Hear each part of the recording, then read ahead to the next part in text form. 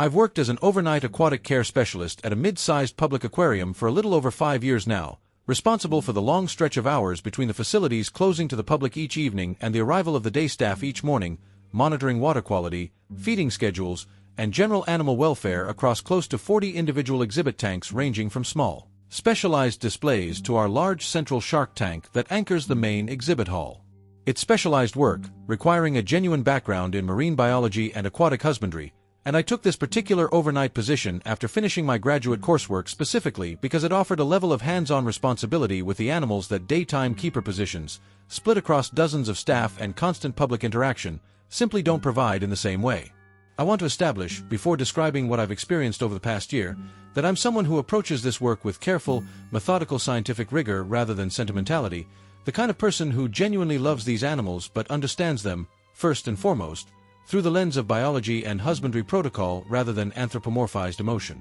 5 years of overnight work in a mostly empty, echoing aquarium building has never struck me as inherently unsettling. The specific ambient hum of dozens of filtration systems running continuously, the shifting blue light from tank illumination reflecting across otherwise dark exhibit halls, the occasional soft sound of larger fish moving through their enclosures. None of it, across most of my career here, ever registered as anything beyond the ordinary, specific atmosphere of this particular kind of overnight work. Our facility maintains detailed digital logs for every tank, tracking water chemistry readings, feeding schedules and quantities, and a running inventory of every individual animal housed in each exhibit, cross-referenced against acquisition records, veterinary check-ins, and mortality reports when an animal eventually passes, as inevitably happens across any large aquatic collection over time. It's a thorough, carefully maintained system that any accredited aquarium facility is required to keep for both animal welfare standards and regulatory compliance purposes. Tank 12 is a mid-sized exhibit toward the back corner of our main invertebrate and reef fish hall,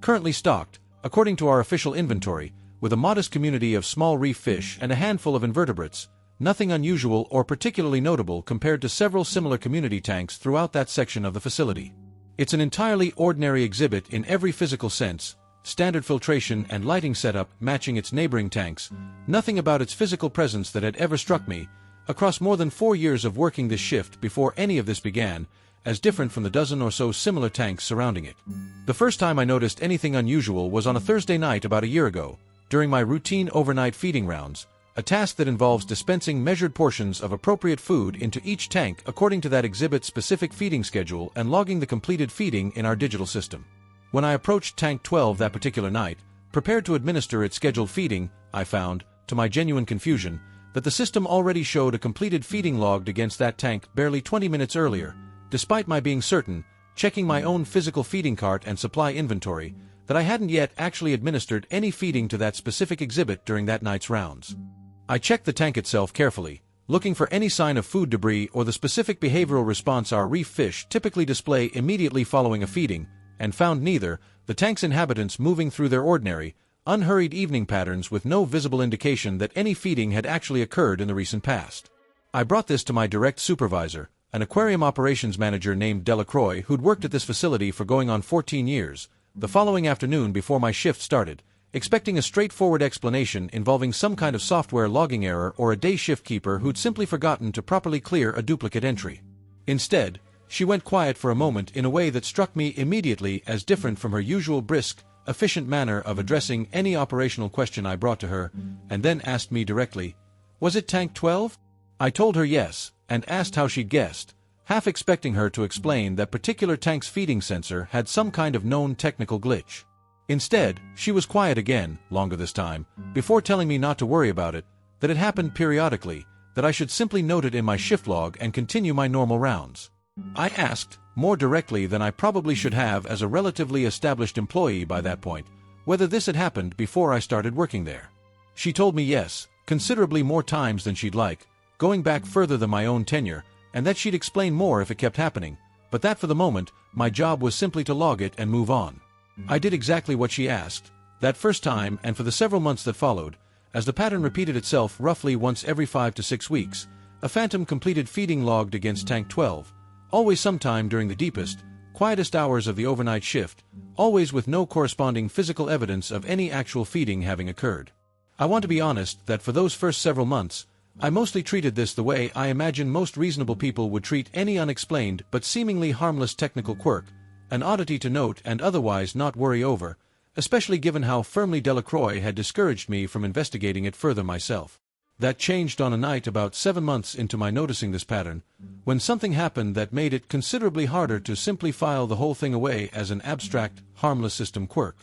It was a slow Tuesday, close to 3 in the morning, during one of my scheduled walking rounds through the invertebrate and reef fish hall, when I noticed, approaching Tank 12, that the water surface was disturbed in a way that struck me immediately as inconsistent with the tank's actual, current inhabitants. Small ripples moving across the surface in a pattern too large and too deliberate to have been generated by any of the modest-sized reef fish our official inventory listed as living. There. I stopped, watching carefully, and saw, beneath the surface, a shape moving through the water, briefly visible before retreating behind the exhibit's decorative rockwork, considerably larger than anything that should have legitimately been housed in that particular tank, though the brief glimpse I caught in the tank's dim overnight lighting wasn't clear enough for me to identify anything more specific about its actual appearance. I did not attempt to net or otherwise physically disturb the tank that night, some instinct holding me back from immediately intervening the way my training would normally push me to when I noticed something inconsistent with an exhibit's documented inventory. I stood watching for a long moment instead, running through every reasonable explanation I could think of, a misidentified reflection off the tank's decorative rockwork, some larger fish from a neighboring exhibit that had somehow found its way into the wrong enclosure during a maintenance transfer. Anything that might account for what I just glimpsed without requiring me to seriously entertain the far stranger possibility already forming at the edge of my thoughts. None of those explanations held up under any real scrutiny, given how carefully our transfer and inventory procedures are documented and cross-checked. I called Delacroix immediately once I was back at the keeper station, even though it was well outside any reasonable hour, and told her everything, the disturbed water, the brief glimpse of movement too large for the tank's actual stock. She was quiet on the phone for a long moment, and when she finally spoke, her voice carried a weight I hadn't heard from her before. "I need you to come in early tomorrow, before your shift," she said. "I think it's time I actually explain this to you properly."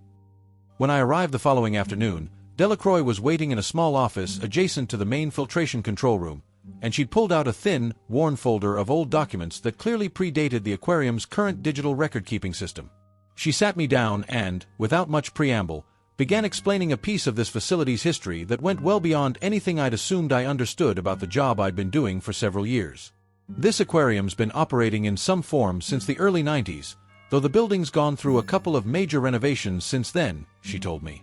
There was an incident, a long time before either of us worked here, involving Tank 12 specifically, or rather the exhibit that occupied roughly that same physical location before the most recent renovation reshaped this section of the hall. I was trained by a woman named Farrow, who ran overnight operations here for almost 2 decades before her own retirement, and she told me most of what I'm about to tell you, the same way, I assume, someone told her before that.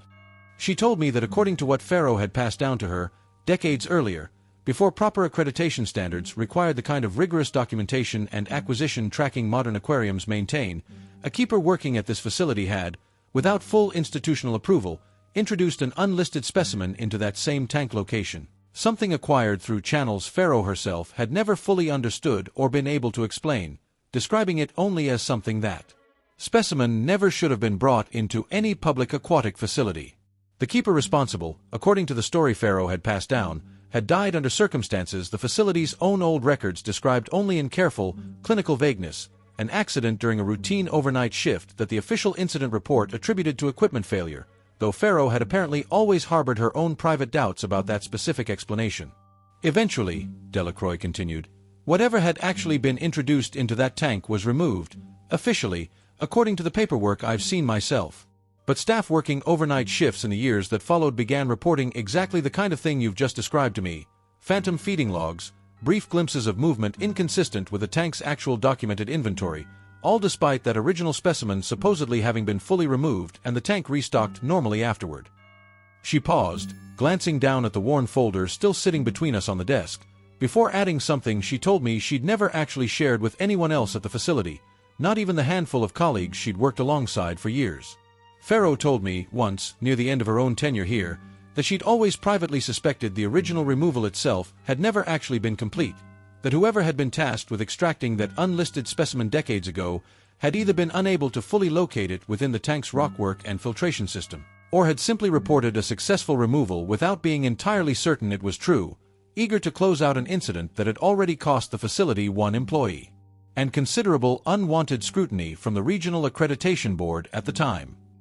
I asked her, the obvious question, what she actually believed was happening, whether she thought whatever remained connected to that tank was somehow tied to that original, undocumented specimen, continuing to exist in some way despite official records showing it had been removed decades earlier. She told me, much the way I imagine any experienced manager passing down this kind of institutional knowledge eventually learns to phrase it, that she genuinely didn't know, that in her own 14 years managing overnight operations, she'd never come to any firm conclusion about the actual nature of what was happening beyond a strict, practical understanding of how to handle it safely. There are really only a few rules, she said, and I need you to actually follow them carefully. First, never attempt to net, physically disturb, or directly investigate anything unusual you observe in that tank during an active feeding event, no matter how much your training tells you an unlisted specimen needs immediate intervention. Note it, keep your distance, and let it settle on its own, which in my experience never takes more than about 20 minutes. Second, if you notice the pattern occurring more frequently than its usual rhythm,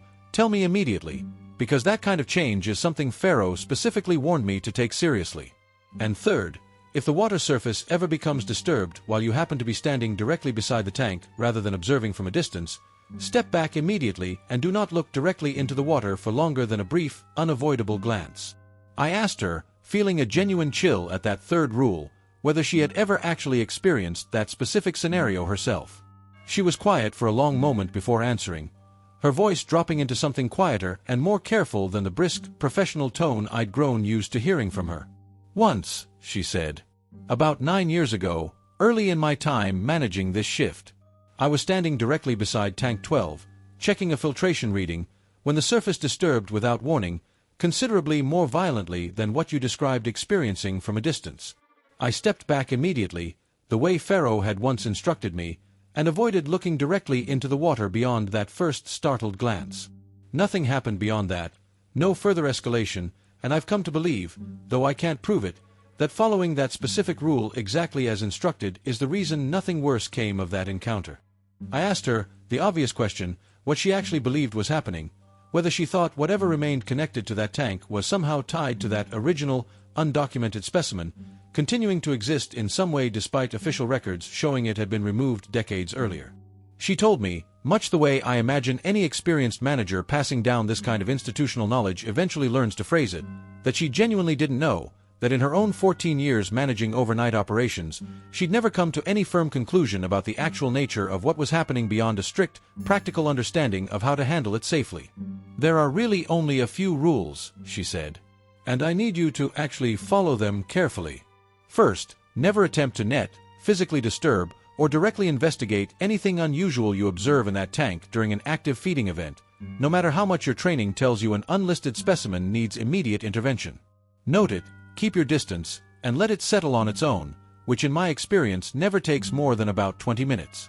Second, if you notice the pattern occurring more frequently than its usual rhythm, tell me immediately, because that kind of change is something Pharaoh specifically warned me to take seriously. And third, if the water surface ever becomes disturbed while you happen to be standing directly beside the tank rather than observing from a distance, step back immediately and do not look directly into the water for longer than a brief, unavoidable glance. I asked her, feeling a genuine chill at that third rule, whether she had ever actually experienced that specific scenario herself. She was quiet for a long moment before answering,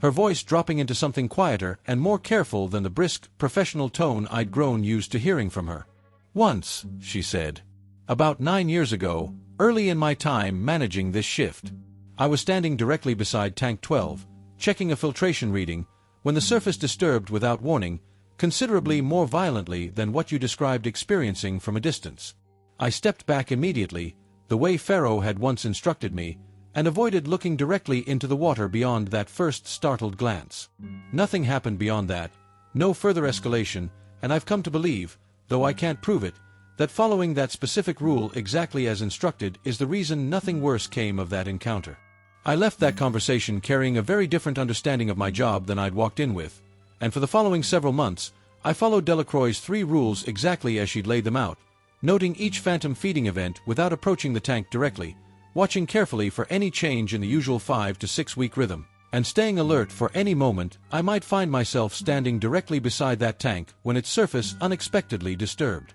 During this same period, I spent some of my quieter overnight hours doing independent research of my own, searching old local newspaper archives and, eventually, the facility's own historical acquisition records that I had limited but legitimate professional access to, trying to find whatever documentation might exist about the original keeper's death that Delacroix had described secondhand from Pharaoh. What I found was frustratingly thin: a brief internal incident report from decades earlier confirming a keeper fatality during an overnight shift, attributed officially to equipment failure involving a filtration mechanism, with language that struck me, even reading it decades later, as carefully vague about the specific circumstances in a way that echoed exactly the kind of institutional caution I'd already come to recognize as typical of how these situations get documented for official purposes. I found no record anywhere in the facility's official acquisition logs of any unlisted specimen ever having been introduced into that tank location, which didn't surprise me given what Delacroix had already told me about the undocumented, unofficial nature of however that original specimen had actually been acquired. I did find one small unsettling detail buried in an old maintenance log from around that same period, a brief note referencing unusual electrical readings from Tank 12's filtration system in the weeks immediately preceding the keeper's death, described only as inconsistent with normal load, with no further explanation or follow-up documented anywhere in the surviving records I had access to. I spent a considerable amount of additional time trying to track down anyone still employed in the aquarium industry, even at other facilities, who might have worked alongside that original keeper decades earlier, reaching out through a handful of professional networks and industry contacts I'd built over my own career. Most inquiries led nowhere, the trail too old and too thin to produce anything beyond polite confusion from people who had no memory of a colleague from that far back. One retired keeper from a different regional facility, however, responded with a message that has stayed with me since, saying only that he remembered hearing, secondhand, decades ago, about a colleague at our specific facility who had apparently become obsessed, in his final weeks, with something he kept referring to only as the tenant, a phrase that matched nothing in any of the official records I'd already reviewed, but which fit, uncomfortably well, with everything else I'd already begun to piece together about the situation. The first time I actually witnessed a direct disturbance while standing beside the tank myself happened almost 8 months after that conversation with Delacroix, on a quiet Sunday night during a routine water quality check that required me to be positioned directly beside Tank 12's access panel rather than observing from any safe distance. I was mid-reading, focused on my testing equipment, when the water surface beside me disturbed sharply, without warning, exactly the kind of sudden, violent movement Delacroix had described from her own encounter years earlier. I stepped back immediately, remembering her specific guidance with a clarity that felt almost physical, and I caught, in that first unavoidable glance before I fully looked away, an impression that has stayed with me since, not any single clear image I could confidently describe in detail, but a general sense of something considerably larger than the tank's actual documented inhabitants, pale, moving with a kind of deliberate, unhurried purpose that struck me as unsettlingly different from the quick, startled movement any of our legitimate fish would display in response to sudden activity near their enclosure.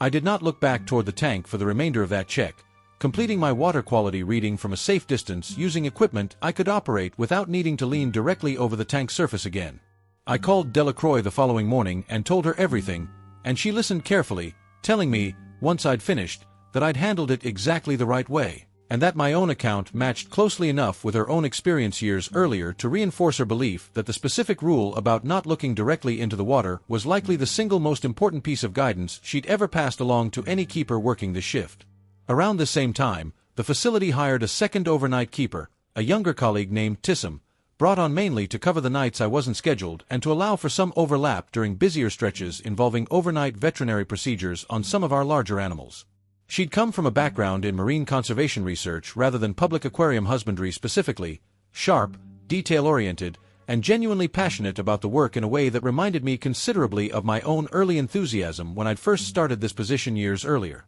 I found myself, over the following months, facing the same decision I imagined Delacroix herself once faced, whether and how to explain the situation with Tank 12 to a newer colleague, and I ultimately told her a somewhat abbreviated version of everything roughly 2 months into her employment, after she'd already independently noticed small oddities in the feeding logs during her own shifts, the same kind of careful, methodical attention to detail that had first led me to notice the pattern myself. She took it, I remember, with a mixture of professional skepticism and genuine curiosity, the reaction of someone with a strong enough scientific background to want a rational explanation, but observant enough to have already noticed enough strange detail on her own to find my account more plausible than she might have otherwise. I gave her Delacroix's 3 rules exactly as they'd been given to me, and for a while, that seemed sufficient, both of us independently maintaining the same careful vigilance across our respective shifts. The incident that tested Tissam's understanding of those rules, and that came closer than anything since Delacroix's own account to a genuinely dangerous outcome, happened about 5 months after I'd first explained everything to her, on a night I wasn't scheduled to work but heard about secondhand, in careful, still visibly shaken detail, during our brief handoff period the following evening. According to what she told me, she'd been performing a routine equipment check that required her to be positioned close to Tank 12's edge when the water surface disturbed sharply, exactly the way both Delacroix and I had separately experienced. Unlike either of our own encounters, she told me she'd found herself unable to immediately look away, some combination of scientific curiosity and simple shock holding her gaze on the water for several seconds longer than either Delacroix or I had allowed ourselves during our own brief, unavoidable glances. She described, in that extended look, something considerably more detailed and unsettling than either of our own brief impressions, a pale, elongated shape moving with slow, deliberate purpose through the water, its proportions suggesting nothing she could confidently identify as belonging to any known aquatic species, and, most disturbingly, what she described as a distinct, unmistakable sense of the creature's attention being directed specifically toward her, rather than simply moving through the water in the incidental way any startled fish would react to nearby activity. She told me, in the days after, that what had actually made her finally look away wasn't fear so much as a sudden, overwhelming sense of being genuinely studied, evaluated in some way she couldn't fully articulate, as though whatever she was looking at had been considering her with the same careful, patient attention a predator might give to something it was deciding whether to bother pursuing, and that the specific quality of that attention had frightened her considerably more, in retrospect, than the creature's actual physical appearance had in the moment itself. She told me she'd finally managed to force herself to look away and step back, several long seconds after the disturbance began, and that the water had settled back to normal almost immediately once she'd broken that extended eye contact, the tank returning to its ordinary, undisturbed appearance within moments. I told Delacroix about Tissam's encounter as soon as I could reach her, and for the first time in the year I'd known her handling this situation, I watched something that looked genuinely, uncharacteristically shaken cross her usually composed expression while I described what had happened. That's considerably longer than anyone I know of has ever maintained that kind of direct eye contact, she admitted. I don't know what it means that nothing worse happened despite that extended exposure, whether we've simply been fortunate so far, or whether there's some threshold beyond a first glance that genuinely does matter more than we've previously understood. I think we need to brief Tissam even more thoroughly going forward, and I think all 3 of us need to be considerably more careful than we already have been about staying away from that tank's edge entirely whenever possible, rather than simply relying on the discipline to look away quickly enough if something does happen. In the months since that conversation, all 3 of us have maintained a more careful, deliberate distance from Tank 12 during our routine rounds, adjusting our standard water testing and equipment check procedures wherever possible to avoid needing to stand directly beside that specific exhibit, a level of accommodation that has required some genuine creativity in how we schedule and perform certain routine maintenance tasks without ever formally documenting, in any official capacity, exactly why that particular tank now receives this kind of unusual, careful handling. Roughly 2 months ago, an incident occurred that added yet another unsettling layer to everything we'd already come to understand, during a stretch when I happened to be covering an unusually long run of consecutive overnight shifts due to a scheduling gap.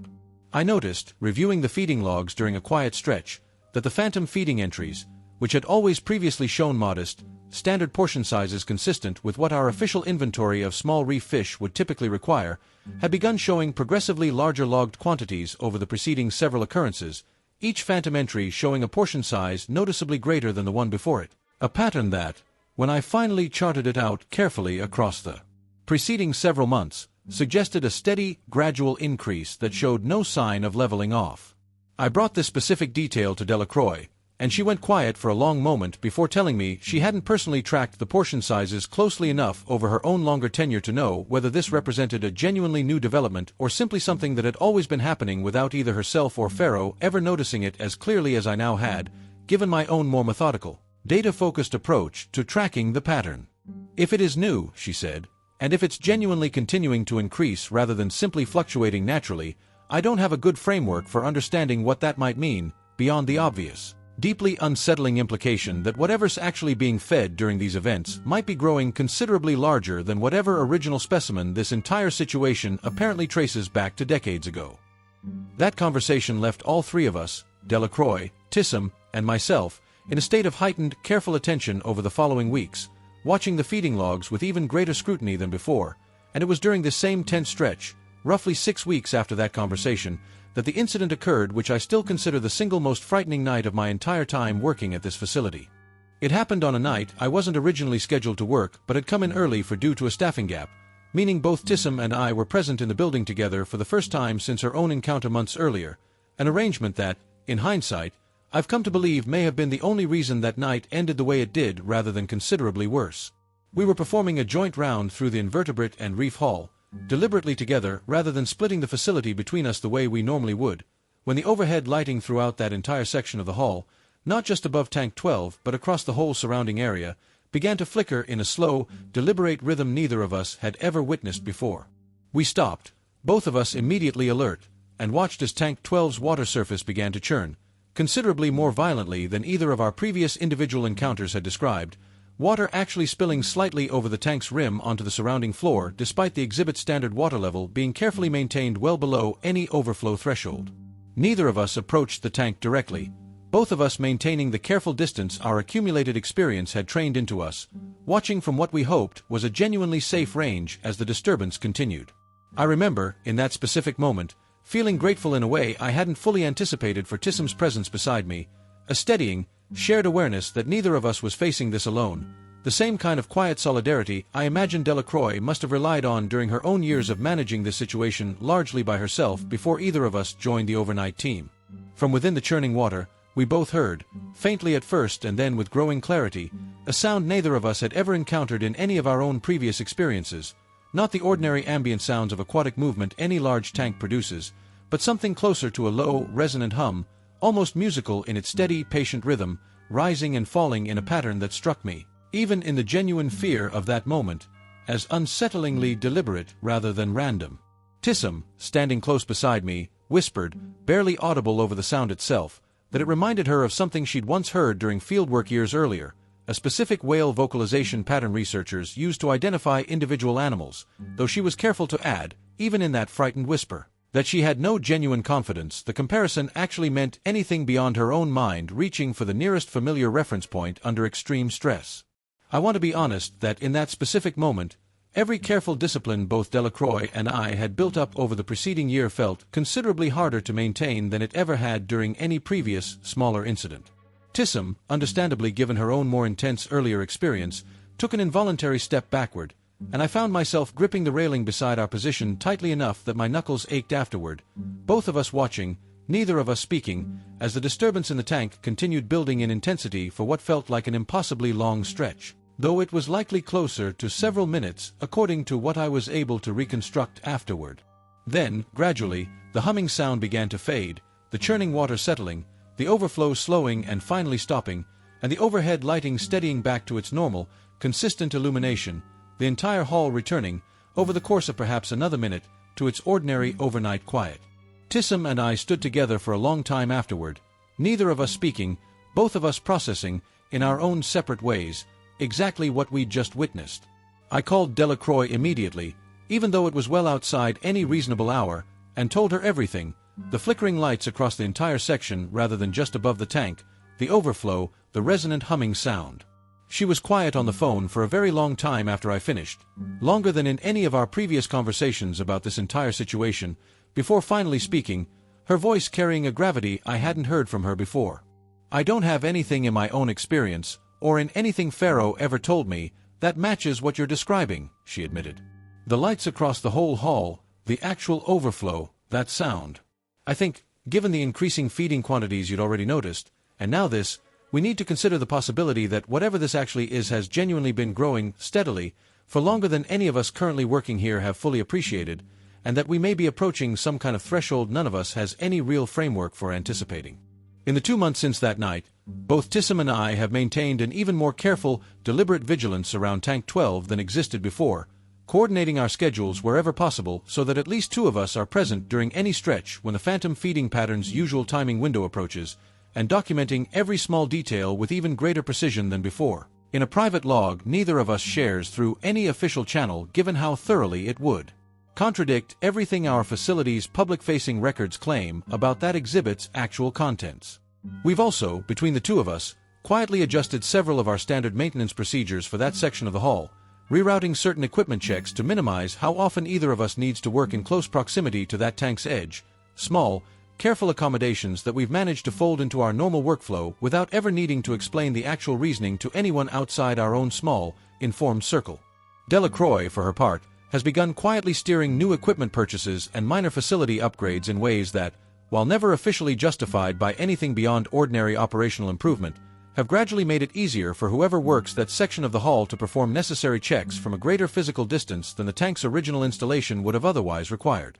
I think often, in the weeks since that night, about the original keeper from decades earlier, the one whose death pharaoh apparently always harbored private doubts about despite the official equipment failure explanation, and about whatever undocumented specimen they introduced into that tank in the first place, wondering what could have possibly seemed worth the risk of bringing something like that into a public facility without proper authorization or documentation. I think about that retired keeper's second-hand phrase, the tenant, and about what it might actually reveal about the original keeper's own state of mind in those final weeks, whether it suggested a growing private fascination with whatever they'd introduced, or something closer to a dawning, too-late horror at having brought something into their care that they'd fundamentally misjudged the scale or nature of. I think about the steadily increasing feeding quantities, and about what it might actually mean for something to keep growing, patiently, undetected, within the confined space of a single exhibit tank for decades, fed just enough, apparently, by whatever mechanism generates those phantom-logged feedings, to sustain itself without ever fully revealing its actual scale to anyone paying insufficient attention to notice the pattern.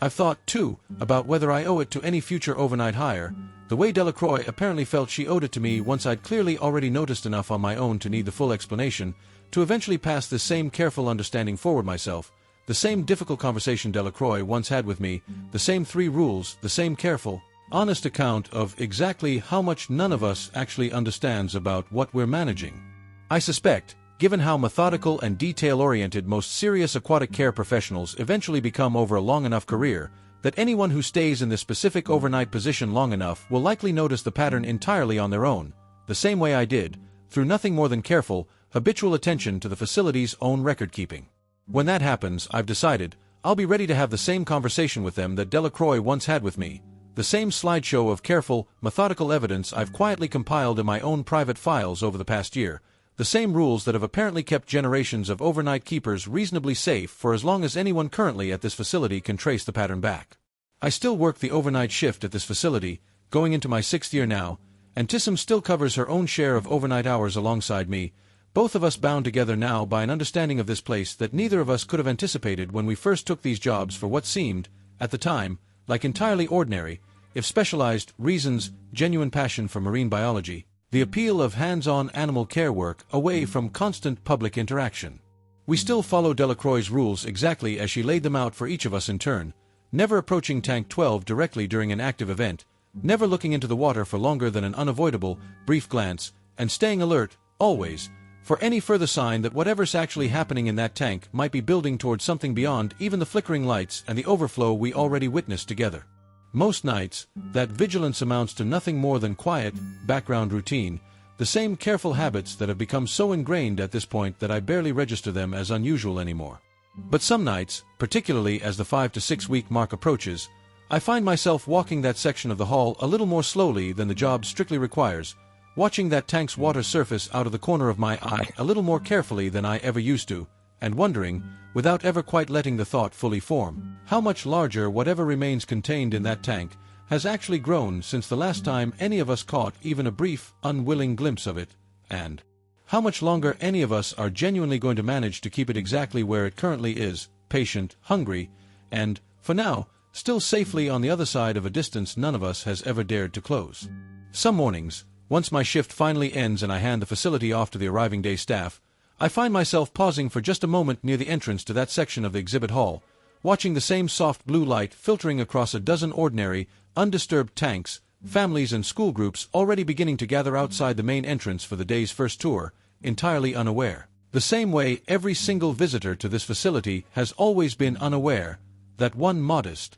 unremarkable-looking tank near the back corner of the invertebrate hall has spent decades quietly, patiently, growing into something none of our official records will ever acknowledge, tended to not through any deliberate institutional decision but through the accumulated, careful, mostly unspoken vigilance of a small handful of overnight keepers who happened to notice, and who decided, each in our own turn, that the safest thing any of us could actually do was keep showing up, keep watching, and keep it exactly where it currently remains.